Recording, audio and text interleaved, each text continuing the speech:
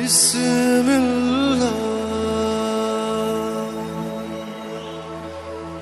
الرحمن الرحیم۔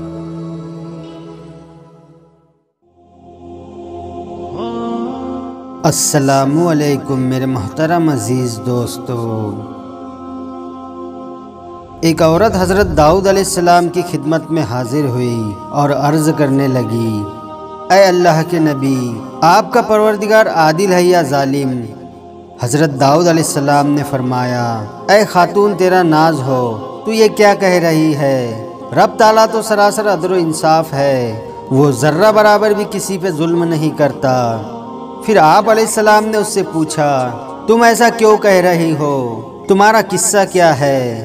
اس عورت نے اپنا قصہ بیان کرنا شروع کیا کہ اے اللہ کے نبی، میں ایک بیوہ عورت ہوں، میرے 3 بچے ہیں جن کی پرورش میں اپنے ہاتھ سے سوت کاٹ کاٹ کر کرتی ہوں۔ میں دن بھر اور راتوں کو جاگ جاگ کر سوت کاٹتی ہوں۔ گزشتہ روز میں اپنا کاٹا ہوا سوت ایک کپڑے میں باندھ کر اسے بیچنے کے لیے بازار جانا چاہتی تھی تاکہ اس آمدنی سے اپنے بچوں کے کھانے پینے کا انتظام کر سکوں، لیکن اچانک ایک پرندہ مجھ پر ٹوٹ پڑا اور وہ کپڑے کا ٹکڑا جس میں نے سوت باندھا تھا وہ اسے گوشت کا ٹکڑا سمجھ کر لے اڑا۔ میں یوں ہی حسرت و یاد سے ہاتھ ملتے رہ گئی۔ اب میرے پاس کچھ نہیں کہ میں اپنے بچوں کو کھانا کھلا سکوں۔ ابھی وہ خاتون حضرت داؤد علیہ السلام سے اپنی داستان بیان کر رہی تھی کہ اتنے میں دروازے پر دستک ہوئی۔ 10 تاجر جن کے ہاتھوں میں 100 دینار تھے، تاجروں نے عرض کیا کہ اے اللہ کے نبی، ہمارے ان دیناروں کو کسی مستحق تک پہنچا دے۔ حضرت داؤد علیہ السلام نے پوچھا کہ میرے پاس یہ مال حاضر کرنے کا سبب کیا ہے؟ تاجروں نے جواب دیا کہ اے اللہ کے نبی، ہم سب ایک کشتی میں سوار تھے کہ اتفاقاً ایک زوردار آندھی آئی، کشتی میں ایک جانب سوراخ ہو گیا اور پانی کشتی میں داخل ہونا شروع ہو گیا۔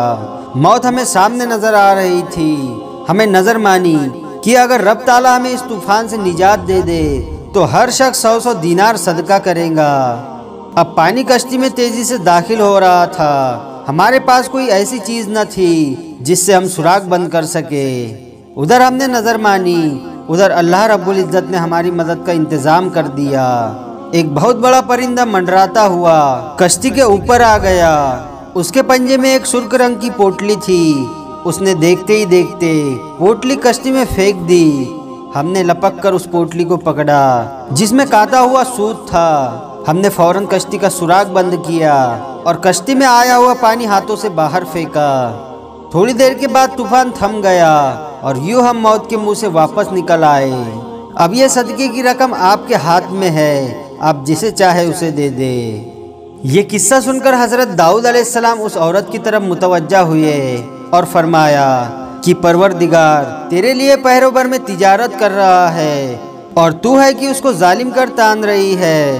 پھر آپ علیہ السلام نے وہ دینار اس خاتون کے حوالے کرتے ہوئے فرمایا کہ جاؤ انہیں اپنے بچیوں پر خرچ کرو۔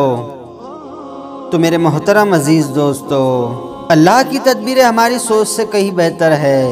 اللہ کا شکر ادا کرے اور اس کی ذات پر مکمل بھروسہ رکھے، وہ کبھی بھی کسی کو تنہا نہیں چھوڑتا۔ اللہ رب العزت ہمیں اس کو سمجھنے کی توفیق عطا فرمائے، آمین یا رب العالمین۔